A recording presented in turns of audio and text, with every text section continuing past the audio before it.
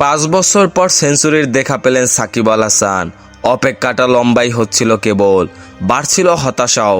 সাকিব আল হাসানের সর্বশেষ সেঞ্চুরি প্রায় 5 বছর হয়ে গিয়েছিল। 2019 সালের জুনে ওয়ানডে বিশ্বকাপে ওয়েস্ট ইন্ডিজের বিপক্ষে সর্বশেষ সেঞ্চুরি পেয়েছিলেন এই অলরাউন্ডার। প্রায় 5 বছর পর আবারও 3 অঙ্কের ছোঁয়া পেয়েছেন সাকিব আল হাসান। শুক্রবার বিকেএসপিতে ঢাকা প্রিমিয়ার লিগের ম্যাচে শেখ জামাল ধানমন্ডি ক্লাবের হয়ে সেঞ্চুরি করেছেন তিনি। এদিন 43 বলে নিজের প্রথম হাফ সেঞ্চুরি পূর্ণ করেন সাকিব আল হাসান।